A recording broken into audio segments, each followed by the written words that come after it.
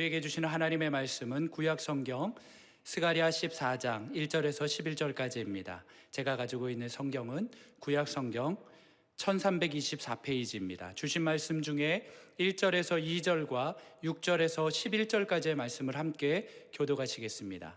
1절입니다. 여호와의 날이 이르리라. 그날에 내 재물이 약탈되어 내 가운데에서 나누이리라. 내가 이방 나라들을 모아 예루살렘과 싸우게 하리니 성읍이 함락되며 가옥이 약탈되며 부녀가 욕을 당하며 성읍 백성이 절반이나 사로잡혀 가려니와 남은 백성은 성읍에서 끊어지지 아니하리라. 그날에는 빛이 없겠고 광명한 것들이 떠날 것이라. 여호와께서 아시는 한 날이 있으리니 낮도 아니요 밤도 아니라 어두워 갈 때에 빛이 있으리로다. 그날에 생수가 예루살렘에서 솟아나서 절반은 동해로 절반은 서해로 흐를 것이라. 여름에도 겨울에도 그러하리라. 여호와께서 천하의 왕이 되시리니 그날에는 여호와께서 홀로 한 분이실 것이요 그의 이름이 홀로 하나이실 것이라.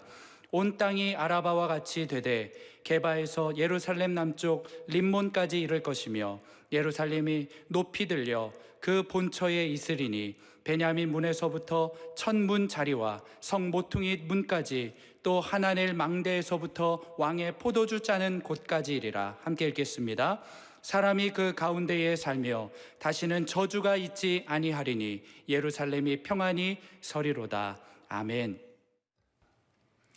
지난 한 해를 많은 분들이 코로나 때문에 잃어버린 한 해라고 합니다마는 잃어버린 한 해가 회복되는 오늘 주일이 되기를 간절히 바랍니다. 세상에서는 이걸 희망사항이다, 그 되겠나 할지 모르지만 예수님 안에서는 이것이 회복될 수가 있는 것입니다. 이것이 믿음인 것입니다. 그런 마음으로 오늘 정말 마음을 다하여 주님 다시 한번 잃어버린 한 해가 아니라 오늘 회복의 은혜가 있게 하옵소서. 회복의 은혜가 있기를 간절히 바랍니다. 자, 다시 한번 간절히 바랍니다. 저는 스가랴서를 마무리하려고 합니다. 돌이켜보면 스가랴가 쉽지는 않았습니다. 그런데 지금 이 시기에 꼭 필요한 말씀이었다고 여겨집니다. 그래서 저는 가능하면 스가랴의 말씀을 빠뜨리지 아니하고 거의 한 절 한 절을 다 선포할 수 있던 것이 얼마나 감사한지요. 다시 한번 감사합니다. 코로나 이렇게 하면 스가랴가 자동적으로 떠오르기를 바라는 것입니다. 자, 이제 본격적으로 14장을 해석하겠습니다. 여러분들 다 설교노트 다 받으셨죠? 다 받으시고 14장의 이 귀한 말씀의 참 연구와 여행을, 말씀을 향한 연구를 떠날 준비가 되셨는지요? 준비가 되셨습니까? 혹시 줌으로 들어온 분들, 이거 인쇄한 분들 한번 들어보세요. 다 한번 들어보세요. 야, 많이들 준비하셨네요. 예, 이렇게. 자, 보시고. 14장은 메시아 되시는 예수 그리스도의 귀환, 예수 그리스도의 돌아오심에 대해서 아주 집중적으로 말씀을 하고 있습니다. 여러분 잘 아시는 대로 기독교의 역사는 하나님의 창조로 시작해가지고 창세기 1장부터 시작해서 마지막 요한계시록 22장에 예수 그리스도의 마라나타, 예수님 오시오, 예수님의 재림으로 종결이 되는 것입니다. 그리고 이 재림을 좀 다른 식으로 언약 신학적으로 표현한 것 가운데 새창조란 말이 있어요. 새창조. 재림을 뭐라고 말한다고요? 새창조. 그래서 이 새창조는 어떻게 보면 반전이고 역전이고 막판 뒤집기라고 할 수 있습니다.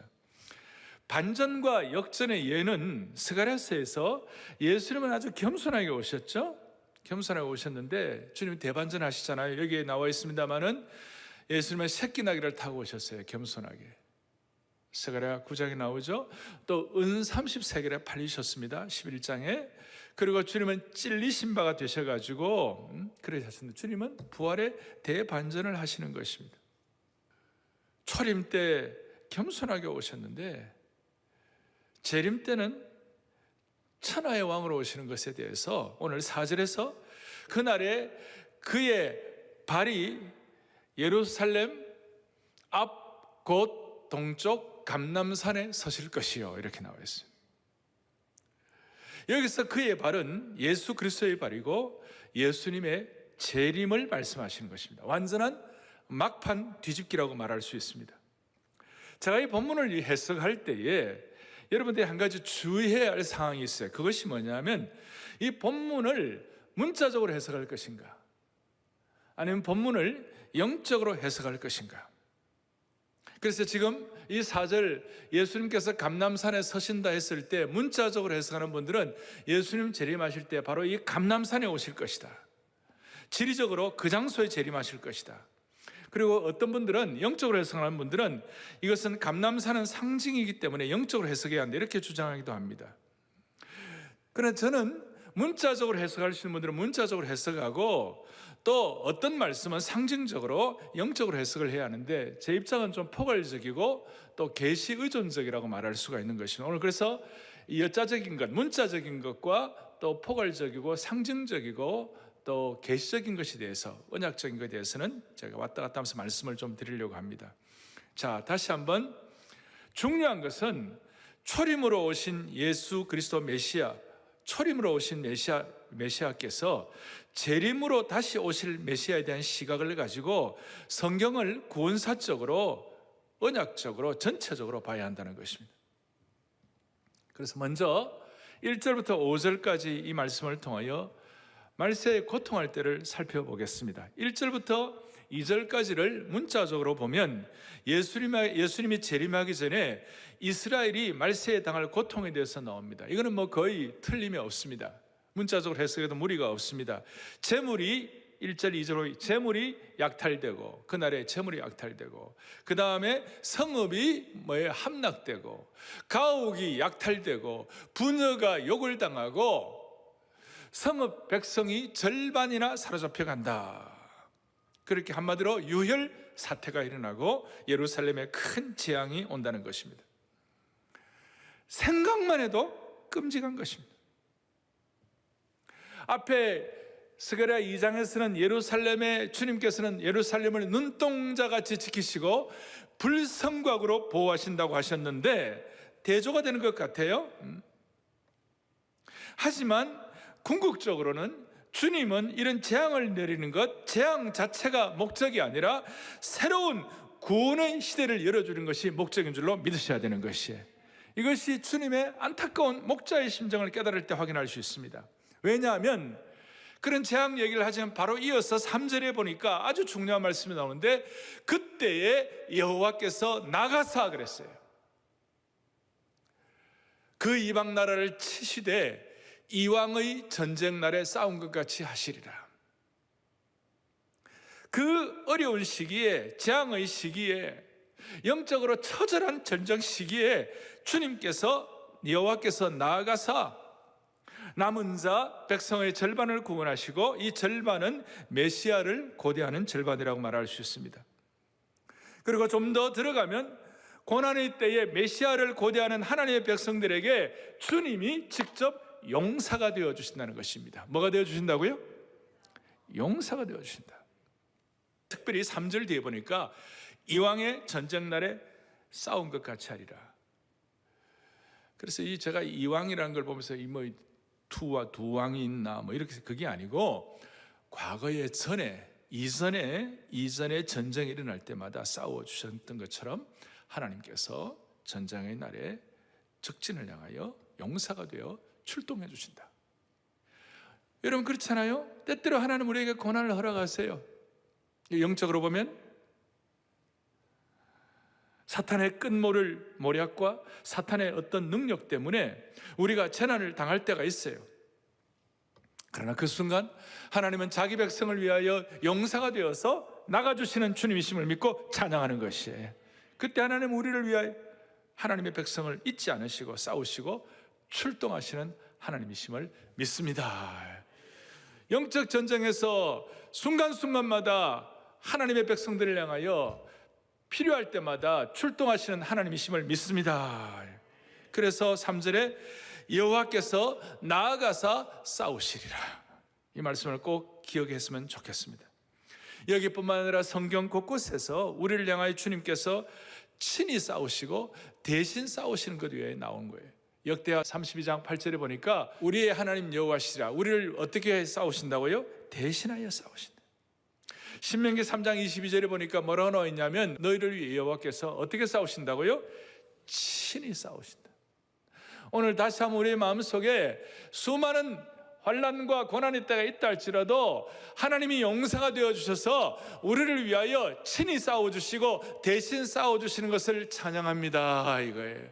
여러분과 확고하게 평생 지속하기를 원합니다. 이런 구절들이 과거의 성경에만 기록된 말씀이 아닙니다.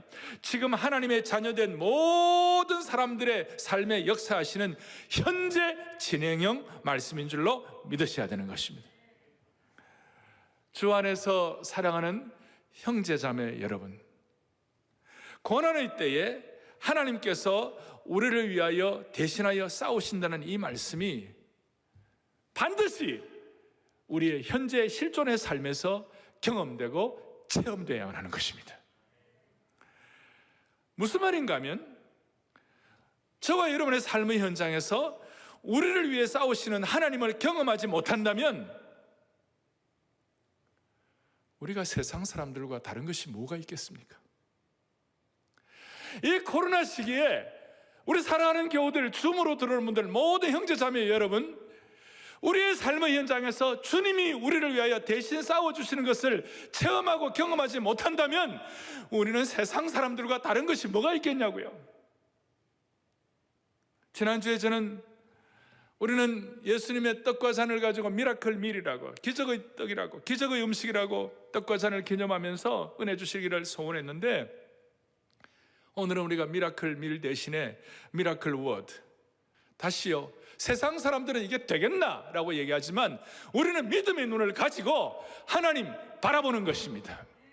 그래서 내가 한 것이 아니라 주님이 했다고 말할 수가 있는 것입니다.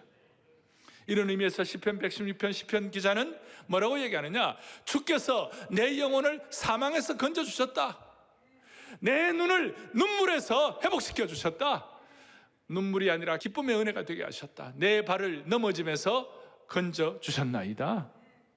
오늘 사랑하는 우리 성도들을 죽이려고 하는 세상의 모든 흉폭함으로부터 우리의 영혼을 건져주시고, 우리에게 상처를 주고 괴롭히고 우리의 눈물 나게 하는 모든 상황에서 우리를 건져주시고, 우리를 넘어뜨리는 모든 대적의 관계에서 우리를 위해 대신 싸워주시는 큰 용사이신 주님을 체험으로 말미암아, 그것을 경험함으로 말미암아 세상 사람들과 다른 무엇이 우리에게 있기를 바랍니다.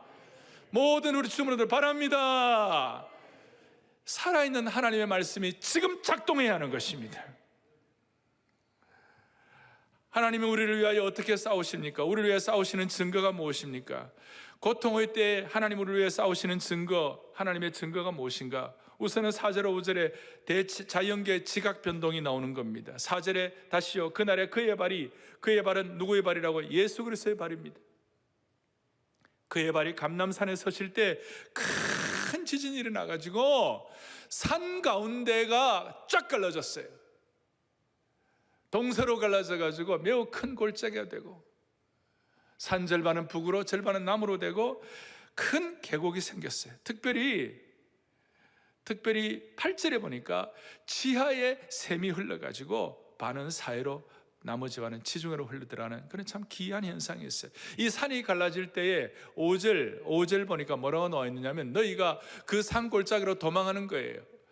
하나님의 백성들은 도망하는데 유다 왕 우시야 때에 지진을 피하여 도망하던 것 같이 하리라. 유다 왕 우시야 때에 지진이 났을 때 하나님이 이스라엘 백성들을 도망하게 해주신 것처럼 하시겠다.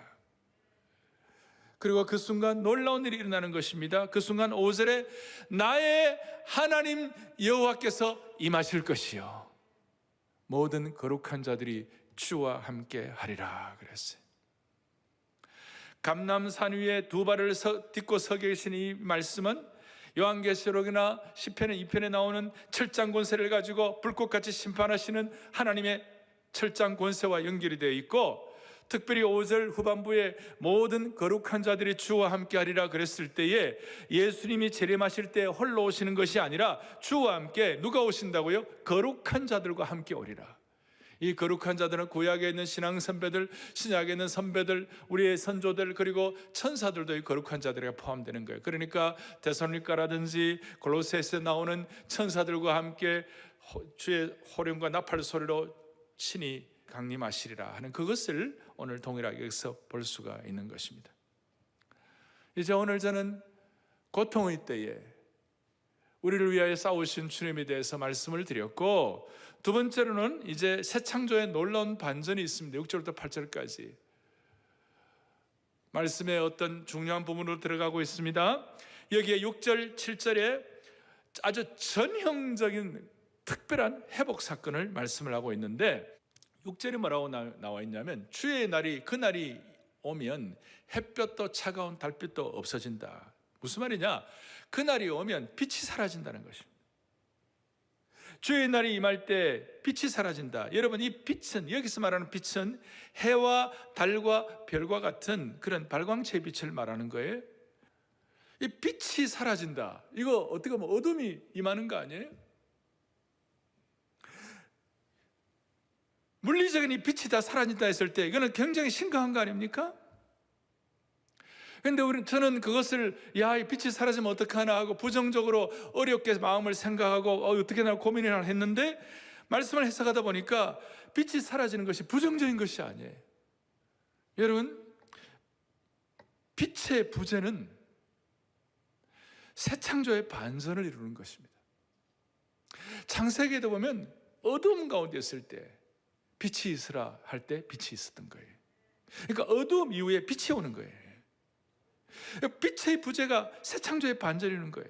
여기에 대해서 소선지사들 아모스, 요엘도 빛이 없는 날에서 계속 얘기하고 있죠. 요엘서 2장 2절 같은 데 보면 뭐라 나오냐, 쭉 보면 어둡고 캄캄한 날이요 짙은 구름이 덮인 날이라.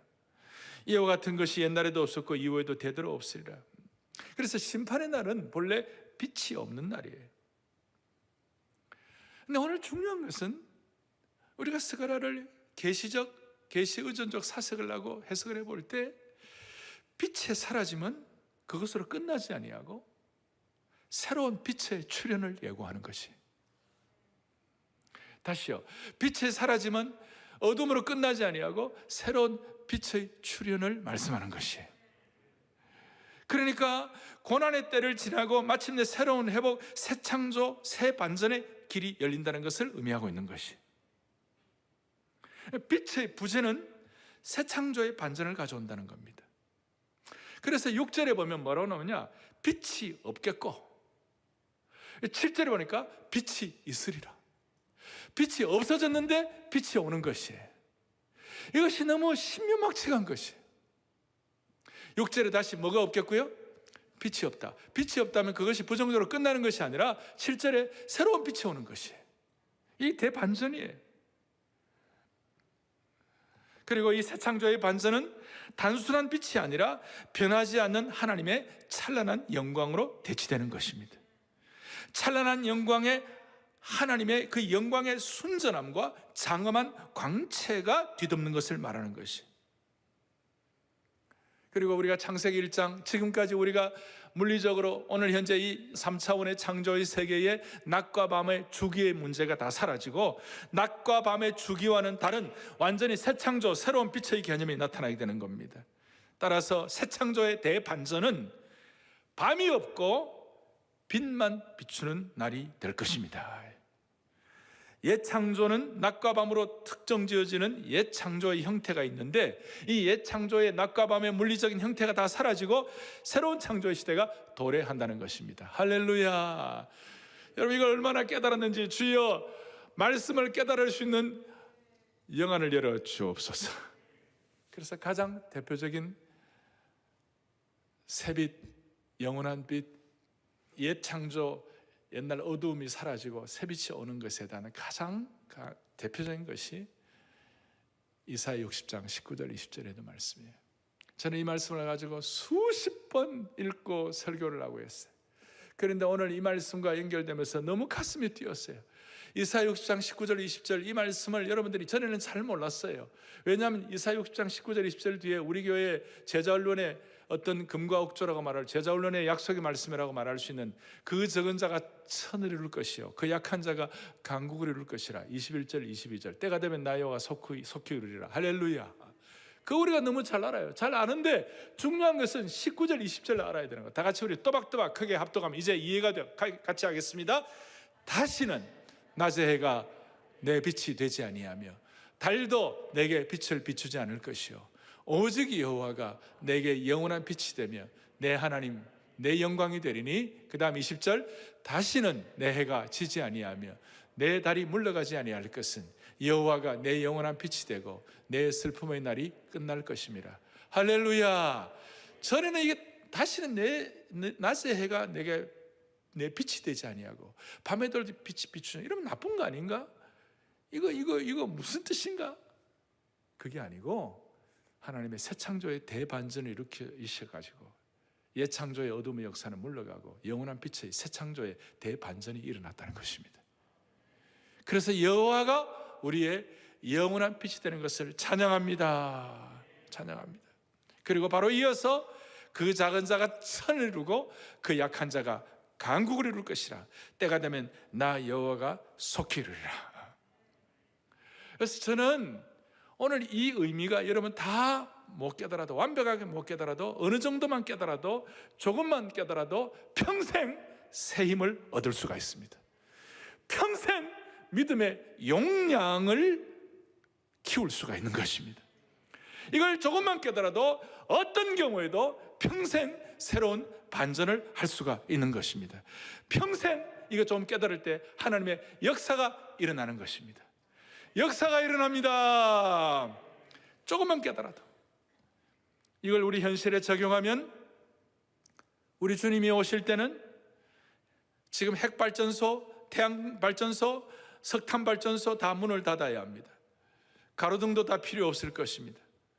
우리가 어둠 속에서 글을 읽으려고 할 때에 형광등을 켜고 막 읽습니다. 그러다가 막 이렇게 세수하고 그러다가 커튼을 확 열면 더 이상 형광등이 필요가 없습니다. 여러분 세상의 빛도 그럴진데 주님의 새 창조의 빛이 비춰주면 어떤 다른 것도 필요가 없는 것입니다. 주님의 빛은 해와 달과 별빛 그리고 세상의 인위적인 빛을 의지하지 않는 빛인 것입니다. 이것을 요한이 깨닫고 요한계시록 21장 23절부터 25절까지 또박또박 우리 같이 보겠습니다. 그 성은 해나 달의 비침이 쓸데가 없으니 이는 하나님의 영광이 비치고 어린 양이 그 등불이 되심이라. 24절 만국이 그 빛 가운데로 다니고 땅의 왕들이 자기 영광을 가지고 그리로 들어가리라. 25절 낮에 성문을 도무지 닫지 않으리네. 거기에는 다시 한번 거기에는 밤이 없음이라. 장엄한 것이야. 거기는 밤이 없습니다. 이걸 성령의 새롭게 하심으로 여러분들 깨닫는 은혜가 있기를 원합니다. 어떻게 보면 조금만 이걸 여러분들이 또 확인하더라도 놀라운 은혜를 주시는 거예요. 이 빛이 깨달아지면 자연의 빛이 아니라 계시의 빛이 우리의 영혼의 삶을 밝히게 되는 것입니다. 세상 사람들은 대개는 나지만 이 예수 그리스도를 통하여 우리에게는 가능성을 회복하는 것입니다. 옛 창조의 반전이 되는 것입니다. 그래서 여러분 이 내용을 다시요 어느 정도만 확인해도 조금만 내 것으로 삼아도 여러분들의 생애가 달라지는 것입니다. 오늘 이 내용을 어느 정도만 깨달아도 여러분들의 믿음의 용량 끝까지 지속할 수 있는 것이에요. 지속할 수 있는 은혜를 주시기를 바랍니다. 주님 앞에 서는 그날까지 나는 새 창조, 새빛, 영원한 빛의 대반전을 나는 믿는다. 여호와가 나의 영영한 빛이 되는 것을 내가 확인할 때에 그 작은 자가 천을 이루고 그 약한 자가 강국을 이루는 놀라운 선지자들의 그 영안을 우리들도 열어 우리의 삶에 확인될 수 있도록 축복해 주시기를 바라는 것입니다. 또 한 가지 하나님이 주시는 대반전인데 그것이 뭐냐? 생수를 통한 대반전을 주시는 것이에요. 8절을 보겠습니다. 8절에 우리 또박또박 같이 읽겠습니다. 그날에 생수가 예루살렘에서 솟아나서 절반은 동해로 절반은 서해로 오를 것이라. 여름에도 겨울에도 그러하리라. 너무 중요한 말씀이에요.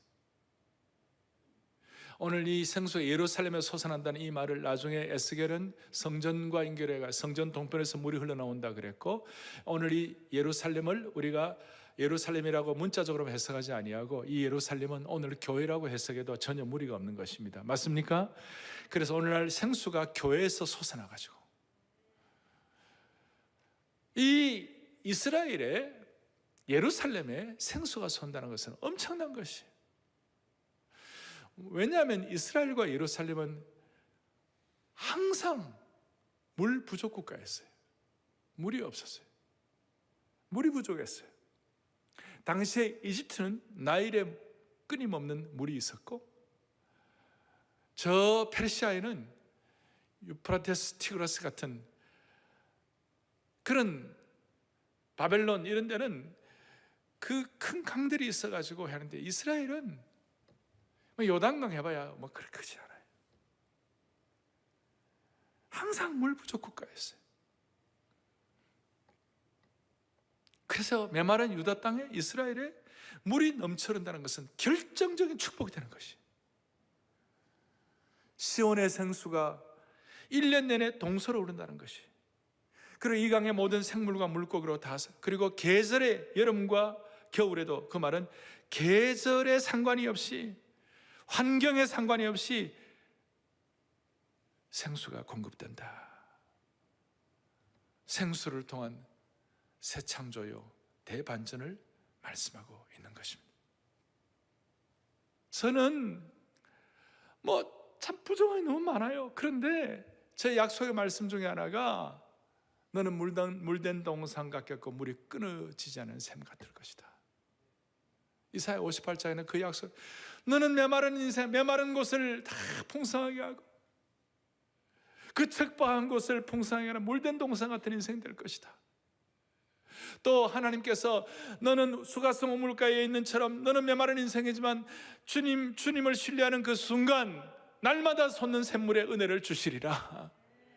그리고 주의 성령의 임재와 인격적 성령의 능력을 체험하는 사람들마다 그 속에서 생수의 강이 흘러나리라. 그걸 체험할 때마다, 그걸 고백할 때마다, 나는 아무것도 없는 사람이었지만 하나님은 늘 삶에 반전을 주시고 새로운 길을 열어주시고, 하나님이 역사하지 않으시면 안 되는 그런 삶의 현장 경험들을 체험하도록 만들어 주셨어요. 이제 가장 중요한 내용을 다루겠습니다. 9절부터 11절까지입니다. 저는 지금 고통의 때 주님이 어떻게 우리를 싸워주시고, 하나님께서 실제적으로 어떻게 우리 인생 가운데 새 창조의 반전을 주시는지, 어두움이 빛이 되는 문제, 메마른 것이 생수가 되는 문제를 어떻게 되는지를 제가 다뤄드렸고, 이제 오늘 세 번째 중요합니다. 우주의 통치와 왕권의 회복을 9절부터 11절까지 하고 있습니다. 설교 노트를 여러분들 잘 참고하시기를 바랍니다. 자, 9절에 오늘 천하의 왕이 되신다는 말씀이 있어요. 여호와께서 다시 한번 뭐가 되시리니? 천하의 왕이 되시리니. 여호와께서 홀로 한 분이 되실 것이요, 그 이름이 홀로 하나이실 것이라. 천하의 왕이 되실 거예요. 다윗의 보좌에 앉으신다는 거예요. 홀로 우주에서, 이 우주 가운데 참 경배를 받으시는 왕이시라는 거예요. 따라서 이사야 54장 5절 또박또박 같이 우리 보겠습니다. 그의 이름은 만군의 여호와시며, 그 다음 그는 온 땅의 하나님이라 일컬음을 받으실 것이라. 할렐루야. 온 땅의 하나님, 천하의 하나님. 그리고 이 천하의 왕이 되실 때 나타나는 현상이 있어요. 그 현상이 뭐냐? 10절입니다. 10절에 게바에서 온 땅이 아라바같이 될 것이며, 게바에서 예루살렘 남쪽 림몬까지 이를 것이며, 예루살렘이 높이 들려 그 본처에 있으리니. 이게 무슨 뜻인가? 소위 우주적 대격변이 일어나는 것이, 예루살렘이 우주적 왕권의 중심지가 되는 것이고, 예루살렘이 존귀함을 얻는 것입니다. 여기서 문자적으로 해석하고 영적으로 해석하는 차이가 좀 있긴 하지만 아마 이스라엘도 이스라엘의 역사가 전혀 의미가 없다 그렇게 말할 수 없을 거예요. 아마 이스라엘에게도 말세에 큰 징조가 있을 거예요. 그러나 여기에 이제 이 예루살렘을 교회로 생각할 때 여기에 뭐가 나타나는 현상이냐, 천하의 왕이 되셔가지고 게바에서 림몬까지, 그러니까 아라바처럼 낮아진다. 아라바는 다 평지예요. 게바에서 림몬이 이렇게 불뚝불뚝 이렇게 하는데 그것이 다 평지가 된다는, 예루살렘만 높이 세워진다는 것이, 온 땅이 다 평지가 되게 해요. 예루살렘만 우뚝 서게 하시는 주님을 찬양하는 것이에요. 그리고 이제 11절, 너무 귀한 말씀입니다. 11절 다 함께 또박또박 같이 보겠습니다. 사람이 그 가운데 살며 다시는 저주가 있지 아니하리니 예루살렘이 평안히 서리로다. 할렐루야. 이 예루살렘을 문자적으로 보는 것도 있지만 예루살렘을 교회로 볼 수 있어요. 다시 한번, 사람이 그 가운데 살며 다시는 뭐가 있지 아니하리니 저주가 있지 아니하리니, 뭐가 평안히 서리로다? 교회가 평안히 서리로다. 드디어 스가랴 2장 4절에서 말하는 성곽 없는 도시, 예루살렘이 성곽 없는 도시가 되는 것이 그대로 이루어지는 것입니다. 한계가 없는 부흥과 회복이 일어난다는 것입니다. 그리고 중요한 것은 11절에 다시 하면 거기에 뭐가 없으리니요? 저주가 없으리니. 저주가 있지 아니한 영원한 날, 구원의 날에 들어간다는 것입니다. 참된 The Day of the Lord, 여호와의 날, 주님의 날을 경험하는 겁니다. 이렇게 말할 수 있습니다. 그래서 주님의 날은, 저와 여러분의 주님의 날은 저주가 아닌 은총과 구원의 날인 줄 다시 한번 확신하시길 바랍니다. 모든 하나님의 백성들에게 나타나는 현상 중에 하나는, 이걸 적용해 가지고 남들이 볼 때 저주가, 그것이 구원이 되는 것입니다. 하나님의 백성들의 삶에 있어서 우리가 한결같이 주님 앞에 이 말씀 가운데 부복하고 이 말씀을 집중하고 이 말씀 가운데 평생을 유지하면 세상 사람들이 볼 때 저건 저주야, 저 사람에는 저주야 하는 그 저주가 구원과 은총으로 바뀌게 되는 것입니다. 이것이 기가 막힌 진리가 되는 것입니다. 이것이 우주적인 통치와 왕권의 회복이 일어날 때 나타나는 특별한 현상이라고 말할 수가 있는 것입니다. 예수 믿지 않는 사람들이 눈이 볼 때는 저 예수 믿는 사람 심판받았어, 예수 믿는 사람들, 저 사람들 저주받았어 하는 그런 거 보인다 할지라도 사실은 그날이 여호와의 구원의 날, The Day of the Lord, 여호와의 날이 되는 겁니다. 무슨 말이냐? 예를 들어서 오늘 이 사건, 이 예언 뒤에 500년 뒤에 바울이 다메섹 도상에서 부활하신 주님을 만났습니다. 다메섹 도상에서 바울이 부활하신 주님을 만나는 그 순간, 그 하늘에서 빛이 비치고, 오늘 영원한 빛이 비치고 마상에서 떨어졌을 때 세상 사람들이 볼 때는 저주의 날입니다. 눈이 멀고 마상에서 떨어지고 심판받는 것입니다. 그런데 사실은 바울의 평생의 입장에서 볼 때 그날은 심판의 날, 저주의 날이 아니라 그날은 바울에게 있어서 구원의 날, 은총의 날, 사명의 날, 영광의 날, 회복의 날인 줄로 확신합니다. 이것은 너무나 중요한 것입니다. 남들이 볼 때 바울이 마상에서 떨어졌을 때, 빛이 눈이 멀었을 때 저거는 저주받았어. 여러분, 아닙니다. 우리는 오늘 그날이 저주의 날이 아니라고 믿는 하나님의 백성들에게는 어떤 경우에도 그것이 구원의 날이고 은총의 날이고 생수의 날이 될 수가 있는 겁니다. 그래서 진짜 그리스도인이 되면 남들이 볼 때 저주가 우리에게는 구원이 될 수가 있습니다. 이것이 천하의 왕이 귀환할 때 나타나는 현상이요 축복입니다. 그래서 오늘 천하의 왕이 이 땅에 오신 것이 너무 감사한 겁니다.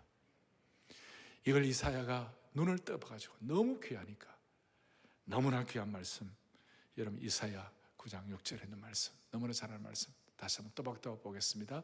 그의 이름은 기묘자라, 모사라, 전능하신 하나님이라, 영존하시는 아버지라, 평강의 왕이라 할 것임이라. 할렐루야. 오늘 이것을 믿는 자에게 기묘자라, 원더풀하다, Almighty God, Prince of Peace, 평강의 왕이라, 이 사실을 믿는 사람들은 남들이 볼 때 저주라고 할 만한 상황이 원더풀하게 되고, 남들이 볼 때는 슬픔과 고통이라는 상황이 심연막측하게 전능하신 하나님을 체험하고 이 땅에서 영존하시는 평강을 누리는 구원의 날이 될 수가 있습니다. 다시 한번 우리 모든 성도들, 한국교회 모든 성도들, 오늘 이 말씀을 방송으로 SNS로 들어오는 모든 분들,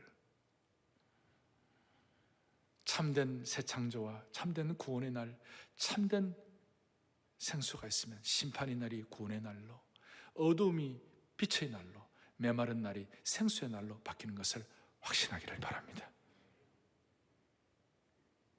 그래서 저는 이 사실을 제가 확실히 믿기 때문에 제 삶의 원칙 두 가지가 있어요. 이 사실을 믿기 때문에 억울함도 있고 힘든 거 있고 또 부족함도 있지만 평생의 제 삶의 두 가지 원칙. 결정적인 순간에, 힘들고 어려운 순간에 나는 술수를 쓰지 않겠다. 나는 인간적인 방법을 쓰지 않겠다. 욥기 13장에 오면 그가 나를 죽이실지라도 나는 그를 신뢰할 것이라. 결정적인 순간에 사람 수 쓰지 않겠다. 또 하나 원칙은 나는 남을 살리고 생수를 주고 빛을 던지는 사역을 하지 나는 절대로 남 죽이는 삶 살지 않겠다. 나는 남을 비판하거나 남을 끌어내리거나 남에게 해코자 뒤에서 모략을 부리거나 내가 어떤 뭐가 능력이 있다 할지라도 절대로 나는 그렇게 하지 않겠다. 그래서 저는 남을 살리는 사역을 하고 싶었어요. 그래서 강단에서 저는 누구를 치고 싶지도 않았고 누구를 치지도 않았습니다. 왜냐하면 우리 모두에게는 이 두 가지 견제할 수 있는 것은 결정적인 순간에 인간 방법 쓰지 아니하고 결정적인 순간에 살리는 사역할 수 있는 비결은 뭐냐? 남들이 볼 때 저거는 저주다, 남들이 볼 때 저는 미칠도록 힘들다, 저거는 심판이다 할 수 있는 그것이 우리에게는 구원의 날이 될 수 있기 때문에. 할렐루야. 과거의 이스라엘 백성들은 어려울 때 항상 술수를 썼어요. 여호와를 의지하기보다는 외교적 정치적 술수를 통해 가지고 열방의 침략을 극복하려고 했어요. 그런데 그들의 외교적으로 정치적으로 술수를 쓸 때 한 번도 성공한 적이 없어요. 공식적으로 다 실패로 끝났어요. 이스라엘 백성들이 이집트를 의지하고 아수를 의지하고 외교적 술수를 쓸 때마다 결과는 참담한 결과를 맞이했습니다. 그렇지만 회복될 새 예루살렘, 새 이스라엘, 새 우주적 통치의 시대는 더 이상 외교 정책으로 생명을 연명하는 도시가 되지 않을 것입니다. 오히려 새 예루살렘은 여호와께서 친히 왕으로 임재하는 우주적 통치의 중심지가 될 것을 믿습니다. 이걸 시편 2편에서는 이걸 깨닫고 기자가 뭐냐? 시편 2편에 나와 있는 것처럼 이방 나라들이 헛된 일을 꾸미고 여호와를 대적할 때 하늘에 계신 자가 비웃으신 거예요. 그리고 내가 철장 권세로 그들을 깨뜨릴 것이라. 그의 아들에게 입맞추라. 결론을 내리겠습니다. 세상의 마귀의 세력, 세상은 기고만장해가지고 마귀는 이 세상 거리를 활보하면서 교회와 기독교를 비웃고 조롱의 화살을 쏜다 할지라도 두려워하지 아니하고 철장 권세로 통치하시는 하나님을 신뢰하십시다. 저는 여기서 마지막 하나, 많은 사람들이 회개하라 그러면 부담을 가져요. 막 짐을 가져요. 그런데 이 은혜를 깨달으면요, 우리는 회개도 괄호 넣었어요. 회개도 안심하고 할 수 있어요. 아직도 이해가 안 되시면 이해가 되시기를 바랍니다. 회개도 안심하고 할 수 있는 것이, 주님 앞에 깨어지는 것도 안심하고 깨어질 수 있는 것이, 맡기는 것도 안심하고 할 수가 있는 것입니다. 오늘 이 장엄한 스가랴 14장의 말씀 우리가 1절부터 11절까지 다 파악을 했습니다. 중요한 것은 천하의 왕 앞에 우리가 깨어지고 엎드리고 경배할 때 하나님은 기적을 베풀어 주실 것입니다. 두 손을 다 펼치시고 엎드려 절하세, 엎드려 절하세. 찬양하겠습니다. 엎드려 절하세, 엎드려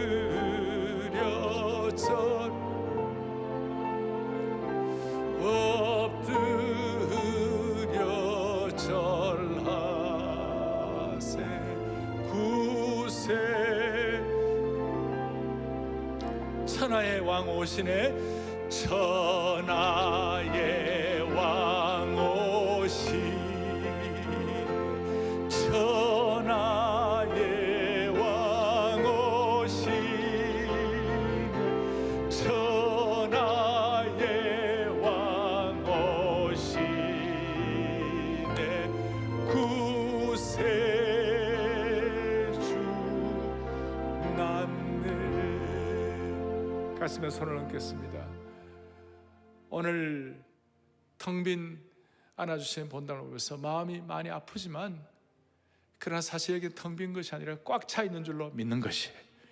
여러분의 사명과 비전과 확신으로 꽉 차 있고, 줌으로 들어오는 모든 분들 생수와 영원한 빛의 대반전으로 꽉 차 있는 것입니다. 오늘 모든 분들의 생애가 완전히 새롭게 될 것입니다. 냄새만 맡아도, 확신만 해도 달라지는 것입니다. 자비로우신 하나님 아버지, 주님이 우리의 인생 한 분 한 분의 천하의 왕 되심을 믿습니다. 고통의 때, 영적인 전쟁의 때에 우리 모두를 위해 앞에 나가 싸워주시는 주님을 찬양하고 경배하기를 원합니다. 이 말씀 믿고 어떤 경우에도 인간적인 술수를 쓰지 않고 주님을 신뢰하게 하여 주시옵시고, 회개와 깨어지는 것도 안심하고 깨어지고 회개하게 하여 주옵소서. 예수 그리스도 이름 받들어 간절히 기도 올리옵나이다. 아멘.